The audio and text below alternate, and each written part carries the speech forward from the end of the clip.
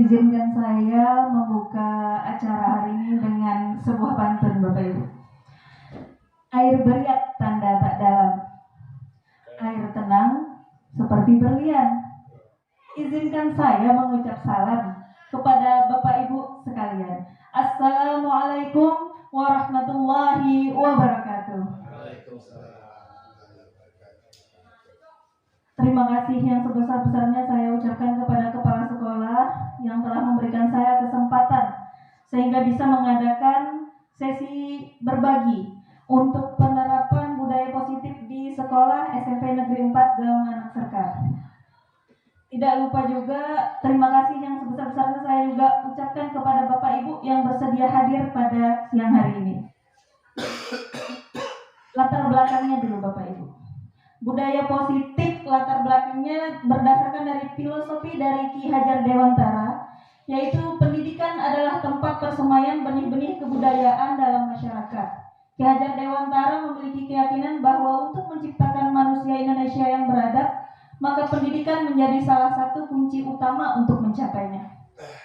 Ki Hajar Dewantara, Bapak Ibu, mengumpamakan masalah pendidikan ini dengan petani yang menanam tanaman di sebuah ladang, di mana petaninya itu kita sebagai pendidik, tanamannya itu murid, dan ladangnya itu lingkungan sekolah kita.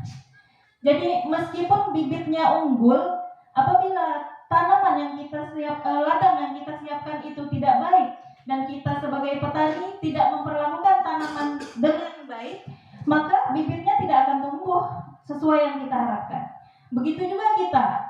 Walaupun anak itu pada dasarnya pintar, tapi ketika lingkungan sekolahnya tidak mendukung dan gurunya tidak memperlakukan murid dengan baik, maka potensi anak tersebut tidak akan muncul maksimal.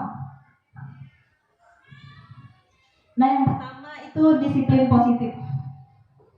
Ini ada pertanyaan lagi nih Bapak Ibu. Ketika mendengar kata disiplin, apa kira-kira yang ada di bayangan Bapak Ibu itu apa kira-kira? Disiplin itu apa? Iya, jangan datang terlambat. Ada lagi? Kakak, apa itu disiplin? Apa hanya jangan datang terlambat? Disiplin itu? Jangan dapat telat. Masuk. Taat aturan. Iya. Menurut Pak Muzakir, jangan datang terlambat. Menurut Ibu Suryani, taat aturan. Nah, untuk memahami apa itu disiplin, ayo kita lihat sama-sama. Ini beberapa gambaran yang bisa kita gunakan untuk memahami apa itu disiplin positif. Kebanyakan orang akan menghubungkan kata disiplin dengan tata tertib, seperti tadi kan, teratur dan kepatuhan pada peraturan. Kata disiplin juga sering dihubungkan dengan hukuman, padahal itu sungguh berbeda. Karena belajar tentang disiplin positif tidak harus dengan memberi hukuman.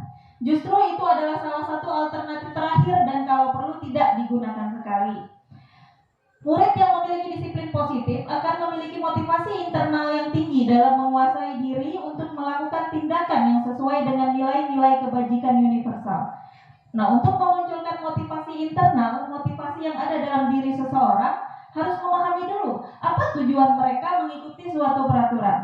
Aturan itu diadakan untuk apa? Mereka harus mengetahui dulu. Dan sebagai pendidik, tujuan kita adalah menciptakan anak-anak yang memiliki disiplin diri, sehingga mereka bisa berperilaku dengan mengacu pada nilai-nilai kebajikan universal dan memiliki motivasi intrinsik, motivasi dari dalam, bukan motivasi dari luar. Lanjut lagi, tadi ada kita menyinggung tentang kebijakan universal. Nah, ini penjelasan tentang kebijakan universal itu apa? Kebijakan universal adalah nilai-nilai yang diyakini bersama serta bersifat universal tanpa memandang perbedaan suku, agama, bahasa, dan latar belakang lainnya. Berikut beberapa contoh: keadilan, keselamatan, tanggung jawab, dan lain-lain. Jadi kebijakan universal ini Bapak Ibu tidak ada batasannya. Selagi kita anggap nilai tersebut baik dan kita yakini bersama, maka itu sudah termasuk kebajikan universal. Tidak ada patokan hanya ini, hanya tanggung jawab, tidak ada. Semua yang kita anggap itu baik, itulah kebijakan universal. Materi kita yang ketiga adalah motivasi perilaku manusia. Saya minta jawaban lagi nih Bapak Ibu. Apa alasan nih Bapak Ibu ketika memutuskan datang tepat waktu ke sekolah? Apa motivasi Bapak Ibu? Jangan tersinggung, ini pertanyaan. Ayo Bapak Ibu, motivasinya ketika Bapak memutuskan ini saya hari ini harus datang tepat waktu ke sekolah. Apa motivasinya? Piket lah. Karena piket. Lalu? Oh, tanggung jawab, bagus. Atau karena takut dimarahi sama Pak Idros? Atau berharap pujian? Bisa jadi ya. Semua motivasinya. Nah, sekarang saya akan menjelaskan apa itu motivasi perilaku manusia. Manusia itu tentu berbuat karena ada motivasinya. Yang pertama untuk menghindari ketidaknyamanan atau hukuman. Nah, ini motivasi tadi ketika kita datang karena takut oleh sama kepala sekolah, itu masuk di kategori yang pertama. Untuk yang kedua, untuk mendapatkan imbalan atau penghargaan dari orang lain. Misalnya, kita datang karena biar dipuji orang, oh guru itu rajin. Nah, dua poin ini termasuk motivasi dari luar, motivasi eksternal. Ketika orang yang kita harapkan, misalnya yang pertama menghindari hukuman, ketika kita orang yang kita takut menghukum kita tidak ada, apakah kita datang tepat waktu? Tidak kan? Nah, yang kedua, untuk mendapatkan imbalan atau pujian, ketika orang yang biasa memuji kita tidak ada, tentu kita tidak ingin datang tepat waktu. Jadi menghindari hukuman dan mendapatkan imbalan memang berefek tapi sebentar. Nah, sedangkan yang ketiga, untuk menjadi orang yang mereka inginkan dan menghargai diri sendiri dengan nilai-nilai yang mereka percayai. Ini yang kita harapkan tumbuh baik di diri kita sebagai guru maupun nanti kita tanamkan ke anak-anak murid kita. Lanjut ke yang 4, ini Bapak Ibu keyakinan kelas.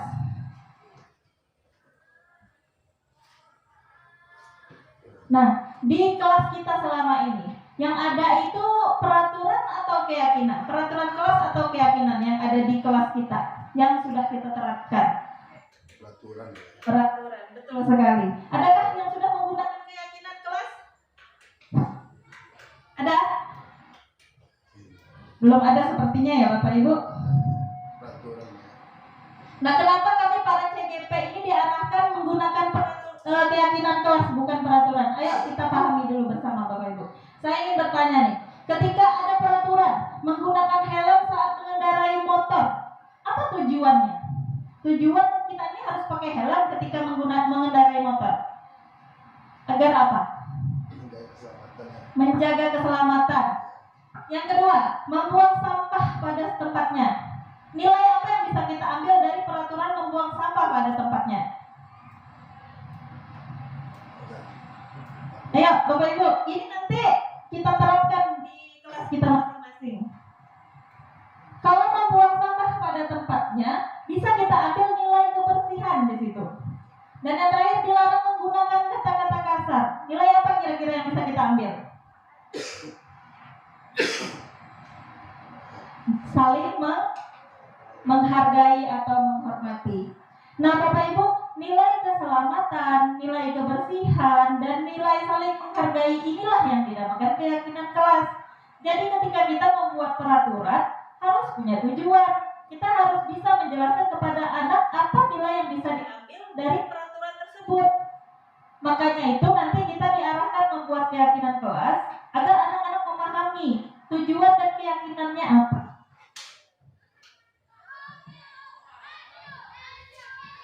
Jadi peraturan kelas pada dasarnya baru tercipta keyakinan kelas. Dengan adanya keyakinan kelas maka terciptalah lingkungan sekolah yang positif.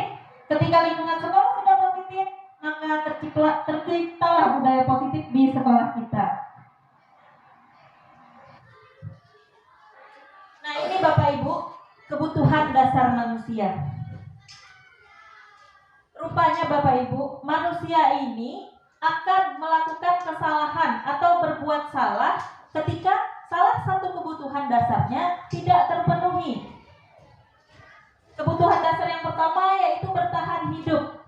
Apa itu kebutuhan bertahan hidup? Yang pertama, makanan, minuman, tempat tinggal, rasa aman, kesehatan, itu termasuk dari bertahan hidup.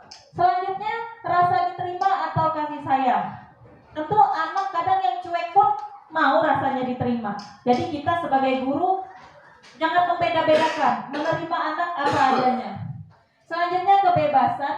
Kebutuhan akan kebebasan di sini maksudnya Bapak Ibu bukan kita membebaskan anak melakukan apa yang dia inginkan, tapi kita lebih memberi kesempatan memilih dan kesempatan untuk menyuarakan pendapatnya. Kebutuhan dasar selanjutnya, kesenangan. Kesenangan ini anak tuh biasanya kan suka pembelajaran yang tidak monoton gitu. Tidak hanya mendengar gurunya berceramah, tapi tentu kadang anak suka ketika gurunya memberikan game atau pembelajaran yang berbeda-beda ketika masuk kita mengajar. Dan terakhir, penguasaan. Nah, maksud penguasaan di sini bukan dia ingin berkuasa, tapi lebih kepada pemenuhan egonya. Tentu kita saja, kita sebagai manusia mau diakui kemampuan kita. Begitu juga anak, ketika dia kemampuannya ada, kita akui. Jadi tugas kita sebagai guru mengarahkan anak-anak tersebut untuk memenuhi kebutuhan dasarnya ke arah yang lebih positif. Bagaimana caranya? Ayo kita lihat kasus berikut ini, biar kita memahami ya. Ibu Akbar, guru wali kelas 2A di SD Pelita Hati, sedang bingung menghadapi ulah salah satu murid di kelasnya, Doni. Beberapa anak di kelas 2A telah datang padanya dan mengeluhkan Doni yang seringkali meminta bekal makan siang mereka dengan paksa. Jika Anda menghadapi situasi seperti Ibu Ambar, apa yang akan Anda lakukan? Menurut Anda, kira-kira apa alasan Doni melakukan hal itu? Jadi ketika kita menghadapi sebuah masalah, kita jangan langsung menjudge anak itu nakal. Kita komunikasikan dulu apa penyebab dia melakukan hal tersebut. Kebutuhan dasar apa yang tidak terpenuhi oleh si Doni ini? Ya, kita tergantung jawabannya ya Bapak Ibu. Apabila jawaban Doni ketika ditanya lapar dan orang tuanya tidak membawakan bekal makan siang, maka kebutuhan dasar yang sedang berusaha dipenuhi oleh Doni adalah kebutuhan bertahan hidup. Akhirnya dia melampiaskan dengan perilaku negatif dengan mengambil makanan temannya. Jadi kebutuhan yang berusaha dipenuhi oleh Doni adalah kebutuhan bertahan hidup. Apabila jawaban Doni karena dia merasa senang temannya memperhatikan dia, ketika temannya melaporkan tindakan itu pada gurunya ngasih tahu orang tuanya, jadi orang tuanya memperhatikan dia. Berarti Doni ini kebutuhan dasar yang tidak terpenuhi, kasih sayang. Bisa jadi orang tuanya kurang perhatian, sehingga dia membuat masalah. Banyak kita lihat di sekitar kita anak-anak yang bertingkah karena kurangnya kasih sayang dari orang tua. Nanti kita juga harus mengarahkan dia ke arah mana memenuhi kebutuhannya menjadi lebih positif. Yang ketiga, bila jawaban Doni karena ibunya bawa bekal, ngasih bekalnya itu aja, bosan, dia mau coba bekal temannya yang macam-macam. Berarti kebutuhan yang sedang dipenuhi Doni ini kebebasan. Doni ini perlu pilihan, masa itu aja, bosan dia.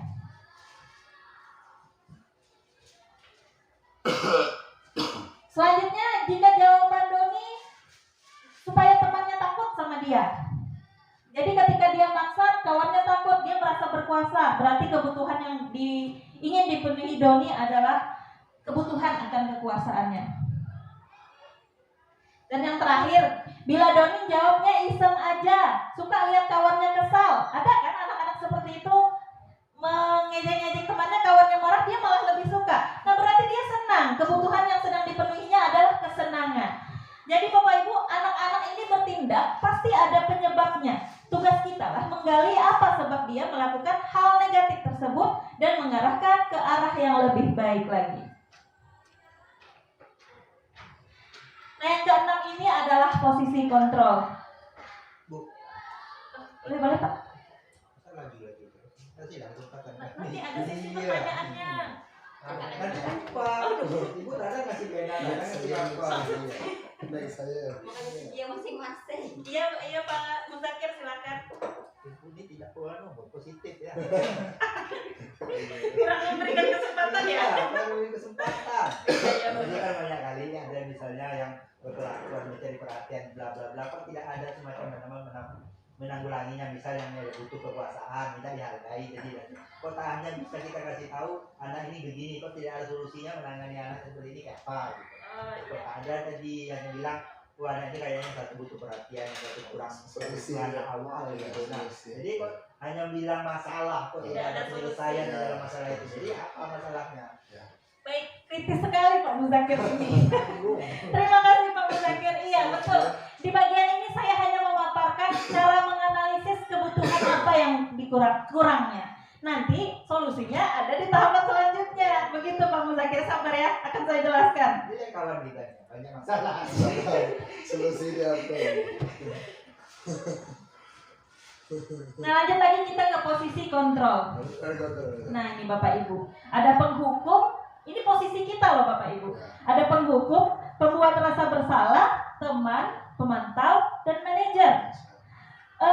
Barangkali Bapak Ibu masih ingat tidak ketika angkatan 5 Pak Busla ini kemarin ada menampilkan video tentang posisi guru ketika dia jadi penghukum seperti apa, masih ingat?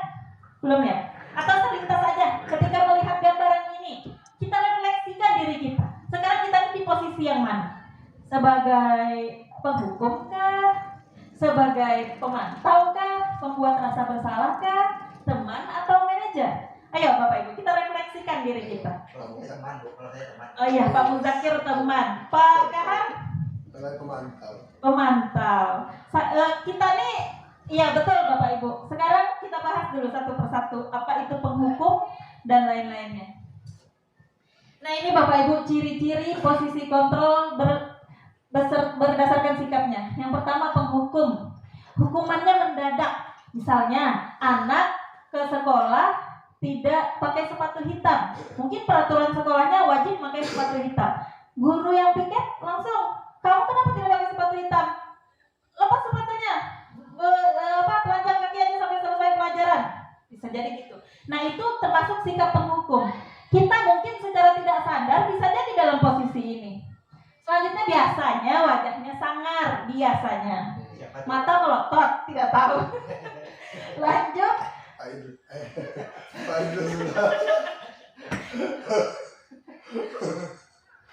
Tidak mau mendengar alasan anak. Ya biasa gini kan, datang terlambat. Siapa yang biasa datang terlambat? Misalnya ada anak Udin misalnya. Udin yang datang terlambat.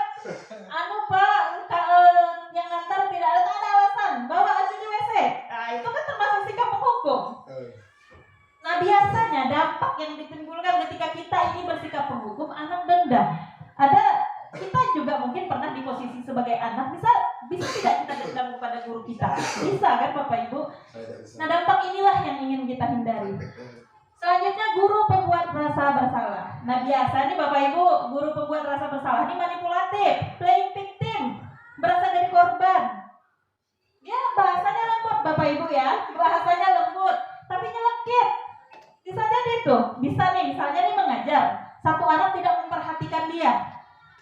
Dia marah sama anak itu, tapi tidak mau menghukum. Dia merajuk keluar ruangan. Merajuk keluar ruangan. Sekali. Tentu anak itu menjadi rendah diri biasanya. Dia mengungkapkan kekecewaannya. Anak itu belum lagi dia menjadi rendah diri. Dia bisa jadi dapat sanksi sosial dari teman-temannya. Bisa kata temannya, gara-gara kamu nih bapak tidak mau masuk lagi. Tertekan dia Bapak Ibu. Jadi pembuat rasa bersalah ini sebenarnya yang paling menghancurkan karakter siswa. Posisi selanjutnya yaitu sebagai teman. Nah ini Pak Muzakir nih. Ya memang banyak anak-anak yang sangat suka dengan Pak Muzakir. Nah posisi teman ini memang disenangi anak-anak. Dan ada memiliki dampak negatif dan positifnya. Biasanya dampak positifnya anak sangat terbuka sama dia.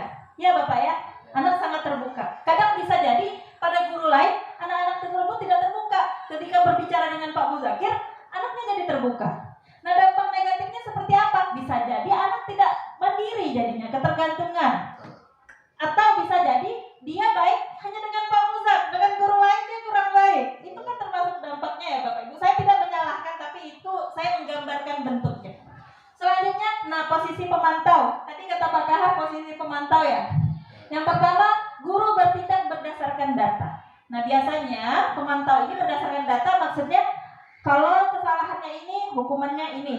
Konsekuensi lah gitu bahasanya. Sudah ada tertulis. Biasanya peraturannya sudah disiapkan oleh sekolah. Terlambat datang, hukumannya bawa sabut 100 misalnya. Itu namanya pemantau, dia berdasarkan data. Nah, dampaknya bagus, dia masih berbicara sama anak, masih mengkomunikasikan. Misalnya gini, Firdaus, kamu datang terlambat, apa konsekuensinya? Ditanyakannya kepada anak. Anak pun sudah ingat apa konsekuensinya. Apa dampak negatifnya Bapak Ibu? Anak hanya berfokus pada apa yang akan didapat jika melakukan sesuatu. Kalau dikiranya, dirasanya, konsekuensinya masih bisa dihadapinya, tak apa-apalah, hukumannya itu cuman. Ya kan Bapak Ibu? Itulah posisi pemantau. Nah, idealnya kita sebagai guru, idealnya bisa memposisikan diri kita pada posisi manajer. Guru mengajukan pertanyaan, dia tidak marah, menghadapi masalahnya dengan pertanyaan-pertanyaan. Nanti ada kita belajar caranya ya Bapak Ibu. Berfokus pada karakter bukan kesalahan. Jadi fokusnya bukan memperbaiki salahnya, tapi mengembangkan karakternya. Dan yang terakhir, menanamkan motivasi internal, motivasi dalam diri berdasarkan kepercayaan anak-anak tersebut. Nah, ini materi kita yang terakhir nih. Inilah solusi yang ditunggu-tunggu oleh Pak Muzakir tadi. Segitiga restitusi. Nah, apa itu segitiga restitusi? Segitiga restitusi adalah suatu proses dialog yang dijalankan oleh guru atau orang tua agar menghasilkan murid yang mandiri dan bertanggung jawab. Pada saat guru menjadi posisi manajer, motivasi yang dikembangkan adalah motivasi intrinsik, sehingga penanaman nilai-nilai kebajikan dapat tumbuh dan berkembang menjadi kebiasaan positif yang akhirnya membentuk karakter murid.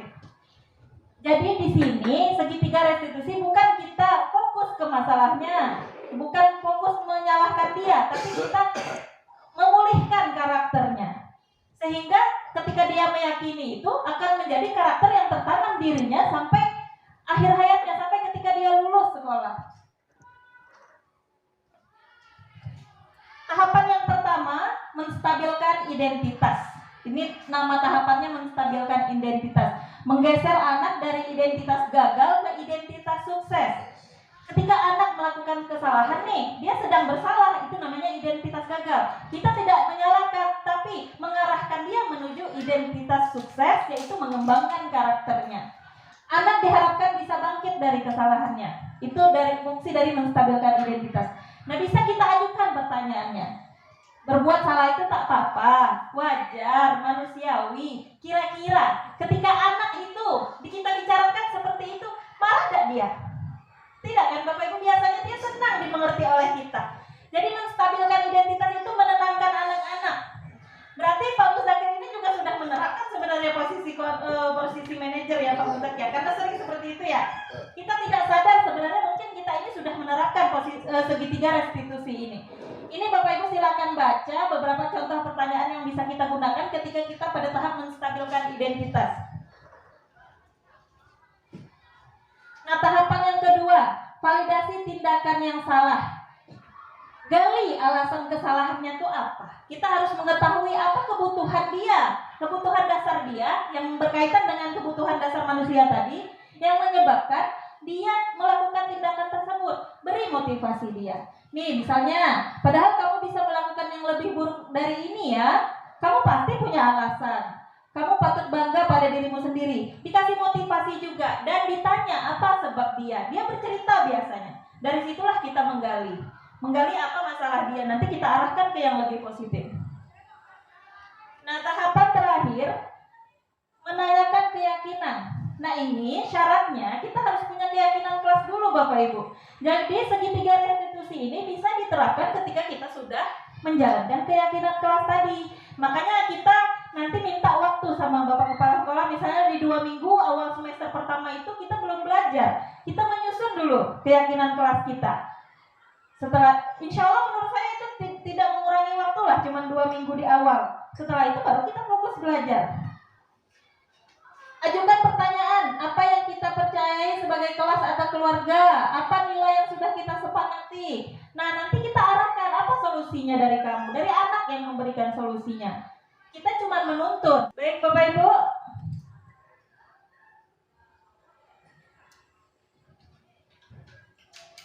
Saya ingin menjawab satu tadi mungkin pertanyaan dari Pak Muzak yang tak sempat diucapkan. Diseminasi ya Pak? Diseminasi itu Pak memberikan pemahaman, menyebarkan pemahaman. Jadi saya ini juga di sini bertugas untuk memenuhi tugas saya sebagai calon guru penggerak, dan saya bertugas memaparkan pemahaman saya tentang budaya positif ini Pak.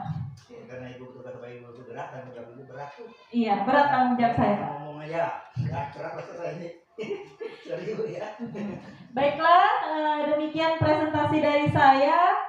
Saya ucapkan terima kasih banyak atas perhatian dari Bapak dan Ibu. Akhirul kalam, wassalamualaikum warahmatullahi wabarakatuh.